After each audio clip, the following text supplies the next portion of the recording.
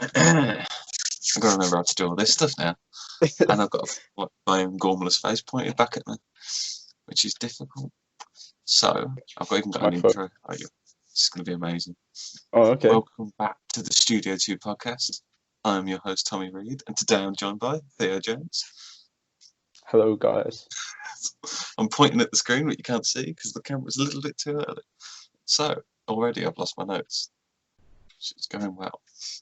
So, I need to specify, first of all, what we're actually doing, because this is different, unless you're listening on Spotify, because that's the plan. This is going to be on Spotify now. All of the old podcasts are on Spotify.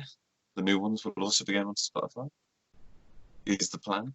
There's no set routine to these. Like last time we tried to do them weekly. Not going to be weekly, just for effort. Got no studio. We're improvising, we're using Skype. In the corona lockdown of 2020. We're making do with what we've got. But I wanted to get Theo on as my first guest. I know, I said I was going to get guests. But yeah, I figured you'd be a good starting place. We've worked together a fair bit. He's sort of my go-to guy with everything. So I figured ease me into the whole walking thing. Still don't know if I'm looking at the camera or looking at you. So I'll switch between them. I'm probably looking in the wrong place anyway. Yeah, basically it's going to be the same as the old podcast. Ryan's not here at the moment.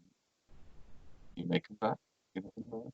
I spoke to him, but we're all doing different things now. So it's difficult. But I'll wait to finish your big bang. There we go. Theo, you're here as Theo and not as TTNJ Productions. But that's sort of what I wanted to start on. So you started as a gaming YouTuber. Is that fair to say? Yeah. I started off playing. I don't remember what I started playing. I think I started with Halo or something. Some random games, and it was a fun little challenge, the experience. I'd never done any of these things before, so I was just showing off my skills, really. So were you? The gaming came before the filmmaking side. Am I right? It kind of came at the same time, actually. Yeah. It was more of a reason to learn how to edit than to actually play games. See, I was going to say, like, why did you go down that route instead of trying to go straight to films? So did it help in any way, or would you recommend that as a technique to learn to edit? I think it definitely did. I learned how to use like some of the worst editing softwares in the world. I don't know. Not seen this edit yet. If you can learn with those, you can do it on anything really. But yeah, it took me a good few years to actually make something that was relatively sort of decent. And relatively sort of decent it was. We will get to that later. Oh dear. Because obviously we met through anyone that doesn't know, we met through college. I don't think we spoke in college. We only really sort of started working afterwards. You guys sat on the other side of the room. Yeah. And we were just like there. I used to throw things at people. But so why? Obviously, we both studied creative media. You're currently there doing the university course, which hopefully I'm going to be doing next year. Hopefully. So why? At what age did you realise that films were the thing you wanted to do? When did you think that's going to be where Theo goes in the future? I'd say probably around when I started making, around the same time really, when I made these YouTube videos as well. That was like, oh yeah, films are pretty cool too. I can try that. I'm gonna give it a try. But yeah, it's more so when you start doing these things, you're looking into how to do it, and you're seeing people do it really well, and then you're like, oh okay. But do you find I think? Sorry, yeah, go on. Do you find it's? I mean, it can be quite off-putting when you're first starting, to be watching other people? Did it put you off, or did it sort of inspire you to say, I want to make stuff like that? Like, It probably inspired me really. I watched YouTube videos, like loads of gaming things for like years before. I was like, oh, I'm gonna make a YouTube channel. Oh yeah, and it took me till like it took me a good 2 years to actually do that, to actually make the channel and put something on there. But I remember when you first started, it was like you post a video and then it would disappear in like a week. And yeah, I think everyone did. It was that thing of no one wants to commit to saying this is my thing. I mean, I've still got half of my stuff that isn't released, so yeah. some people never leave that stage. Um, so is the gaming thing now sort of out the way? You've learned what you want to learn, or is that still something you plan to keep going, sort of maybe more as a hobby as opposed to I anything else? I'm definitely still doing it. I mean, I haven't done it for ages, but I'm definitely still gonna go back to it. I have my you can't see it, but I have like my Xbox and stuff still. So I'm You're probably currently yeah. propped on a PlayStation, so Mm? I think you're currently propped on my PlayStation. Oh, nice. I think it's something that, because I remember we were talking even quite recently about building audiences. Yeah, And I think it's one of them things that once you've built an audience with your gaming stuff, it can be quite difficult to say, okay, I'm not doing that anymore. I'm going to do this. So you've either yeah, got a choice: you take an existing channel with an audience that are after one piece of content and give them something else and hope that they stick around, yeah. or you do what you did and start again and That sucked for rebrand. me. So Like why did you choose to rebrand as literally, opposed to trying to do as soon anything as my else? channel started doing well, I had started making another one, and it really annoyed me to see it do well while seeing this one just sitting here. I'm kind of always in the same spot with this stuff anyway, but yeah, it kind of felt natural to do something new since I've been doing it for what, 3 years or something. I think Wow. I'd say 1 year properly, but you know, it's 3 years. Let's put it on record. So the gaming stuff, you do want to keep that going, or is that something that you, because like you say, you built that audience. Is it something you're trying to lure them audience sort of away, going, hey, look, I made this stuff, but I've also done Originally, yeah. I mean, I don't think I'm going to do it now, seeing how different the two things are. A lot of people watch gaming videos for just entertainment, really, or tutorials like most of mine, and you can't really do that with film because it's completely different. So I'd watch them. I'm definitely hmm? I'd watch them like filmmaking tutorials from video. Yeah, but if I didn't, that'd be awful. Just wing it. That's my only filmmaking tip. Yeah. Take it till you make it. So I'm very aware the original podcast was about an hour long. I'm not Mhm. pushing up for this because we're about 10 minutes in and we're already on my second topic, which is Wow. hopefully going to be the big topic that I want to mention. And I'm going to start off by trying to pronounce it because you recently released your first well, not your first, sorry, your second, or one of your new experimental short films, which is called. Yeah. Oh, Go on, after Transcendence you. of the Dream of Mind. It's the one, Yep. Transcendence of Dream. I'm convinced you only called it that to make it a nightmare for me to be able to spell. Pretty much. I have a list of like much better titles for people to spell. So how did you pick a title? Um, about 3 hours in front of a computer screen, clicking enter. So was it like, because okay, so we give a brief sort of rundown of what the film is, Um, which is it's kind difficult of for an it's a experimental. very weird one to explain, yeah. But it's essentially a dream sequence, um, a form of kind of a weird look at cinema at the same time, um, and kind of a dream state. And I'm kind of comparing those parallels, and I think that's all I can give you. So is the idea of like dreams something that appears quite prominent in your videos? Because you also did the video, the first film called The Void.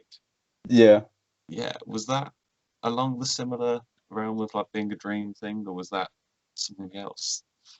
actually, like this one came out of nowhere, so like there's no, it's definitely not in the same ball game or whatever, but it kind of it shares similarities in terms of all of it being predominantly in the studio and having a lot of cool visual things, but the whole thing was just it's kind of an offspring of that film, but at the same time, it's not really connected.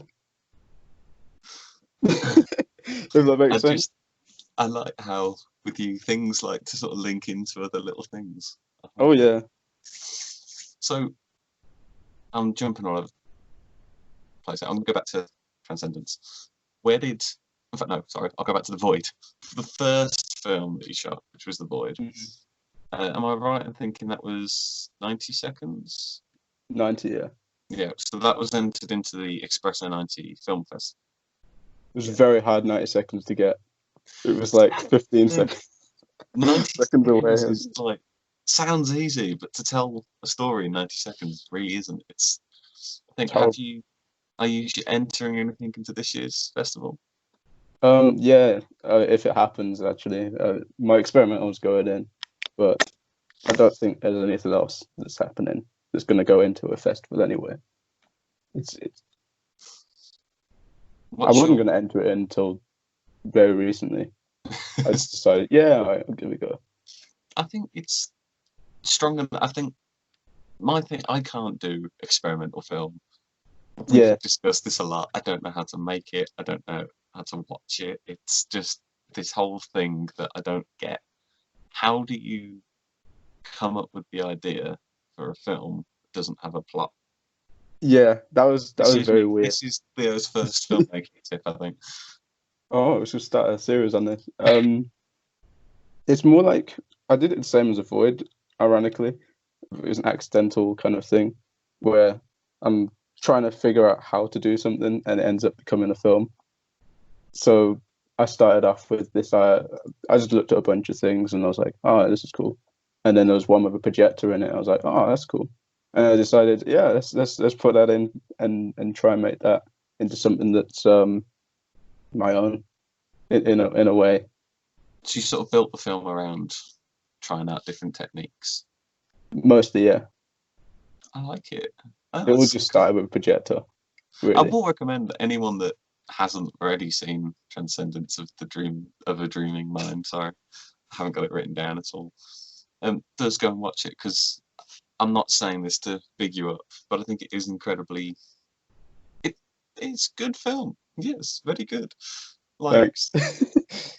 I think there's a thing where you make a film and that because me and you know each other, I kept getting little sort of snippets of it coming back, and to watch the final thing, it was I don't want to say surprising because that sounds like the wrong thing, but it Yeah, was different to how I'd envisaged it. It was very I liked it, and it's not my thing. I shouldn't have liked it, yeah, but I think the camera techniques and whatever, I think the projector stuff worked really well. I think I don't well.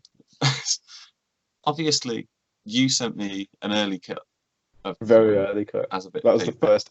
That was the first edit. Well, I think the first edit was good. The first Yeah, edit is what I affectionately refer to as the anxiety edit yeah, because it had this real horrible feel to it, like in a good way, but it felt just so uncomfortable to sit through. And I was wondering if that was more accidental. Was that something that you were experimenting with to go down being comfortable route and then go down sort of I kind of that split it into two really. That was the first kind of thing I did with it, and making all these crazy sounds and things. I felt that was where I started off with the audio kind of side of it, and the visual stayed the same with most of it, but audio was kind of somewhere I kind of switched halfway through, and I was like, I can change everything with that, but the actual tone of it is kind of I looked back at that tone and I kind of realized that it could be bit better, a bit more ambiguous as well. Right, because like I said, I can appreciate what you're saying. I think to have a film that makes you feel something is the goal for most Yeah, people, and I think for you to have accomplished that by accident, like on your yeah, first cut, I think that really does show a talent. I think you try and sort of push yourself down a little bit. And I don't think you yeah, should. I think it was good. And again, so I was present on the outdoor shoots yeah. because we shot that in one day on a shared shoot with a film that I then shot, which we didn't release. So I think talking a little bit more about the production side of it, not necessarily just on this film, but in general, I think when you're a student, especially at the level we were, you were now ahead. Yeah. Are you taking on more of a sort of everything role? So you're directing, shooting, doing this, or are you trying to take a step back and say, right, I'm going to do this. I want these people involved to do this. And then everyone has their own focused job. Because I think when you It, first start, it's very easy to just sort of say, my camera, I'm going to do what I want to do. yeah, funnily enough, it's actually supposed to be, you're supposed to be getting people involved and being like, you're supposed to be this, you're supposed to be that. But this one was completely, completely like, oh yeah, I'm just gonna film all this and edit it myself It because is hard to you can't, yeah, let go of something. yeah, you can't really translate it as well because you always think if I tell someone what it's about, what I'm doing, it kind of it kind of gets lost in translation, really. I think especially with something like an experimental, it's Mm. got to be difficult to explain that image that's in your head. So do you prefer working in a team and sort of taking the one role, or are you a bit more hands-on with your approach? Um, I say it's always good to be as hands-on as possible, but teamwork's still really important, even though some of us aren't very good at it, myself included. But So when you're in an effective team, I think it helps. If it's longer or whatever. I'm definitely guilty of being a bit too hands-on in some situations, I think. But I think it is, yeah, I think what you're saying about longer productions and things like that, it does help to take that step back and trust that if I give the camera to Theo, he's going to do what I know, so that I can concentrate on directing the actors or dealing with Hmm. sound or doing something like that. I think it's something that a lot of early filmmakers have to let go of, which is something Mm. I've struggled with throughout because it's not an easy thing to Yeah. do. Like, um, so are there any significant memories you have from productions where you've gone, okay, this is a learning curve, not going to be doing this from now on? Um. Ooh, that's a difficult one. I'd probably learn a lot from my first project because I think you learn the most from your first short film anyway. And um, I think audio is one thing that I overlooked, and I probably still do overlook. But I know I overlook it now. But when you're preparing all these things, you don't really think about stuff like audio, lighting. I see. No, I Came. disagree. I think a lot of your films, the lighting is on point. Like even Oh the yeah, original Void, I think lighting was spot on with yeah, that was like the main focus for it, but we just forgot about audio. So, that. so we had it dubbed and all that. So that was horrible experience to go through. Luckily, I didn't edit it, so I didn't have to go through that process. You can hear a dog barking outside. There's a dog barking outside. So a little bit more on the release side of it. Obviously, you released it onto YouTube, correct? Yep. Yes. So you released it onto YouTube, onto a new channel that doesn't have the following of your original channel. Yeah. How did you then try and push to get that film viewed? I literally posted every month on Instagram I to remember try and there get was a people to big see it. drive Yeah. to try and sort of promote it. And yeah, it's very hard to do it, especially in where we are right now. And posting is horrible on Instagram. I don't like it. You can't really, get the reach on anyone really, other than whoever's following you. So I think it's difficult to tell because I mean, similar to you, you came from the gaming scene. yeah, My initial sort of first YouTube experiences were all BMX based. So for mhm. me to then just throw a film at a BMX audience, they're not interested. And then Yeah, you've always got the thing of you don't want to annoy your audience to the point where they go, "Oh, just leave this guy." You still want to be providing both if you can. But then I think when you've got an audience that's there, how do you go about targeting them to say, "Hey, I also do this thing," it's or very is it hard. just a case of you stick it up, let people think what they think, and then if it You just gotta goes, shout it everywhere and tell everyone, because otherwise they're just gonna be like, oh, they'll look at it in the sub box and they'll just be like, oh, that's fine. I'll go and watch a PewDiePie video or something instead. You gotta really connect with them on there, which yeah, I don't really do much. I'm trying to sort of drive a bit more through my film Instagrams and things to try and Mm, actually post a bit more because I think especially on production things, you've got nothing to post when you're not making a film, yeah, and you can't post some things because they're not out yet. I think it's hard. Hard. The that's sorry, that's why everyone does reaction channels now, because you don't have to make it yourself. You sit there and post reactions or your favorite film or whatever, and then people will see it. But yeah, that's even flawed. funnily enough, that was something we were thinking about doing with the original podcast. We're trying to work out a way of doing it. Didn't Yeah, go anywhere for that reason. It's very tricky. yeah. What so? Speaking of which, what was the reaction to Transcendence when that came out? Um, Were people surprised by it? Were people expecting it to be what it was, or I did don't people think, like it? yeah, not many people knew really what it was when when I was promoting it, which is good because I was just like, yeah. Um, but surprisingly, quite a few people came up with some cool theories and ideas with it, and they're like, oh yeah, this is this, and that was really cool, and you did that. And a lot of people asked me where I got my audio from, which was YouTube.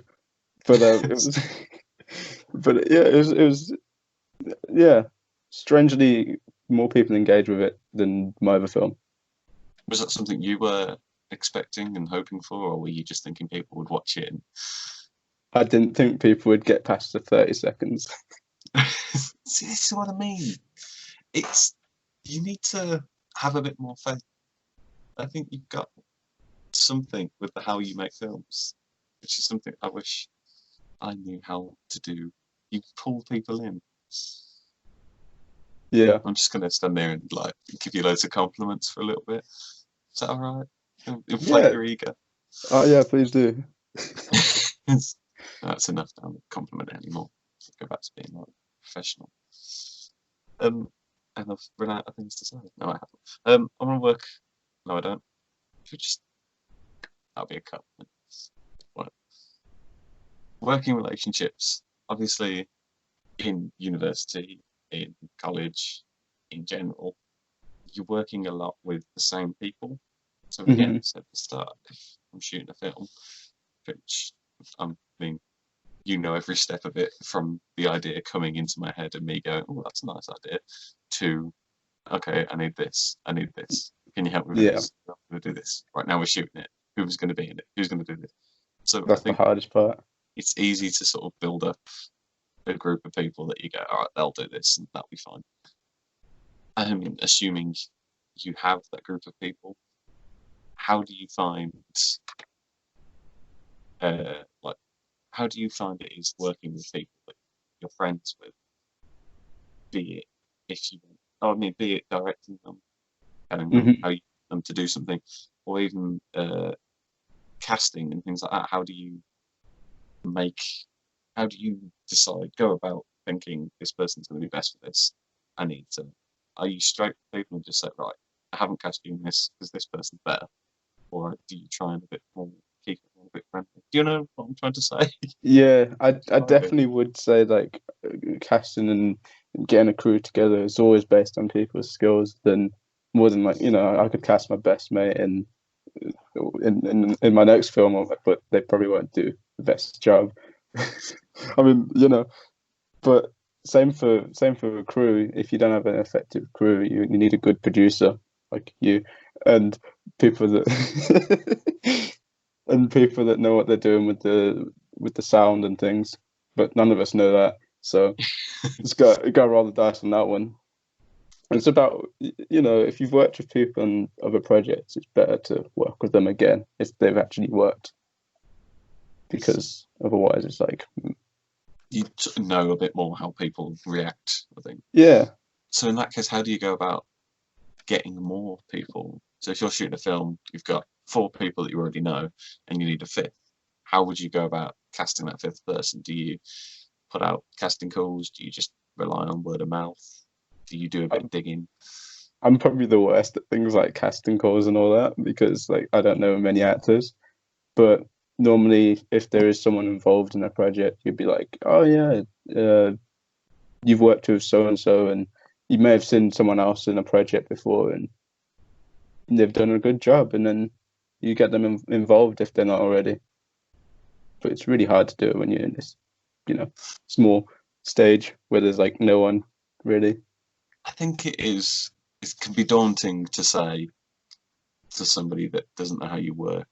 I mean, I'm saying Yeah, this sort of from my behalf. I think it's that the first time you work with someone, you want to impress them. You want them to think, "Oh, this guy knows his shit. He knows what he's doing." Yeah.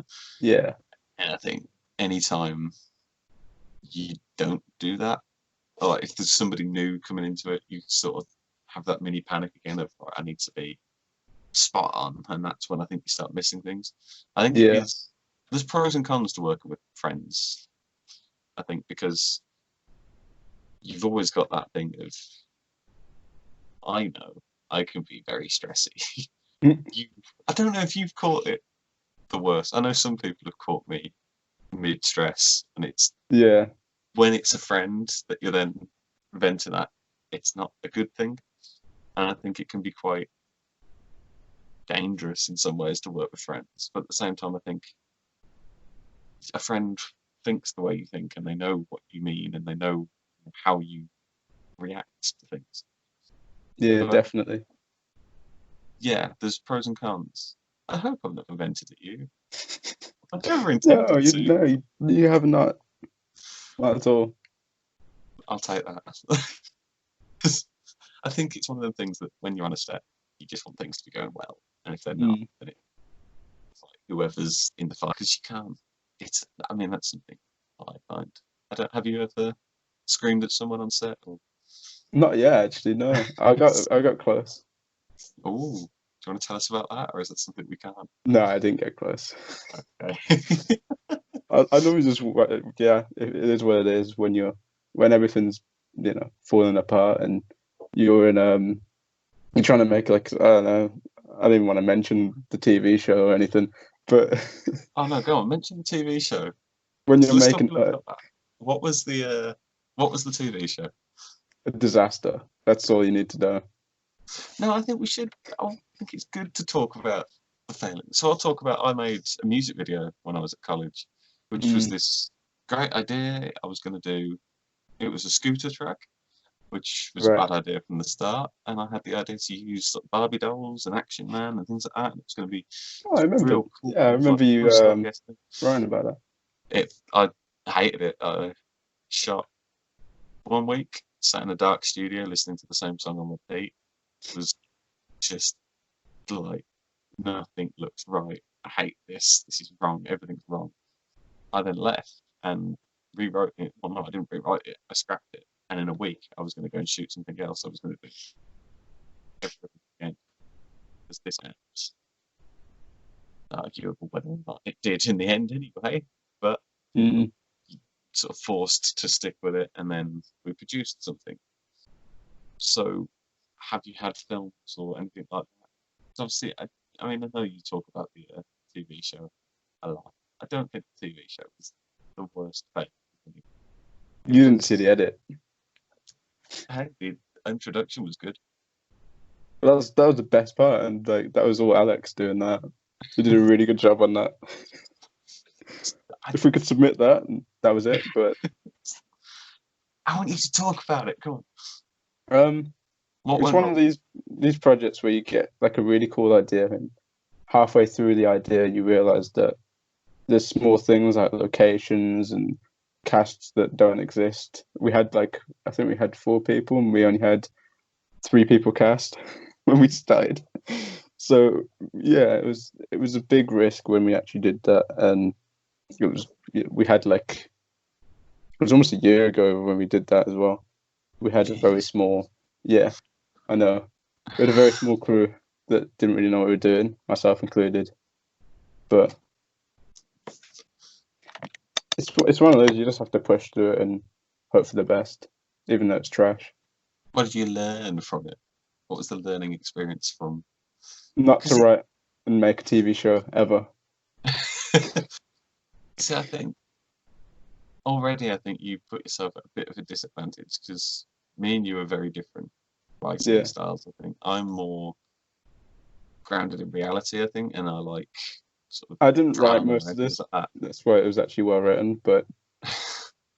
the actual production was the disaster. Well, I think writing stuff that's sort of grounded in reality for me, Mm. I can write something knowing that I need a house. Well, I've got access to a house. I need this. I know I can get that from this person, so I can write something knowing what I've got. You tend to write a lot more, say, sci-fi. Would that be fair? Or Yeah, do you write not so grounded in reality? So then, how do you, when you're writing a script, how do you go about coming up with where you're going to shoot things, or is it a case of you write it and then think about that stuff later? I'd normally thought about most of it before I wrote it, and I try not to write things I can't do until I try and do them. But that's another story. But Is that a learning block that we'll gloss over? I don't think it's good to fail things. Well, I yeah, hope so anyway. It's I think it is disappointing when you put everything into something and it doesn't come out the way you did. Maybe one day, maybe you could be on it. One day I might do a video of the several films that I've put together, got help with. You get a cast, you get a crew, and if not on the day, very quickly afterwards, when you start reviewing the footage, you realise this isn't what it was yeah, supposed to be. What was in here isn't what's on here. So I think maybe that's could be a video, perhaps. You could get yourself on that yeah. if you'd be interested to talk about I have a previous. list, a very long You have list. a list. So, in terms of university, you enjoy it? Is it a thing that you're happy with, or would you? Do you think it was the right choice for you to make at that time? Yeah, I'd definitely say it's a great choice to make. Um, when we started, it was all like, oh, it's just going to be college too. But when we started, it was much more grounded, and we had the same people, and it kind of, well, we had new people as well, but it's an extension of what you've already learned. So you're not going back and learning what you've learned before. You learn how to kind of be yourself and create your own stuff instead of just learn how to do stuff and create, you know, random 90-second films that are awful. But you kind of But they're get not awful. pushed. This is what. No, this is another one I'm talking about. Let's not talk about that.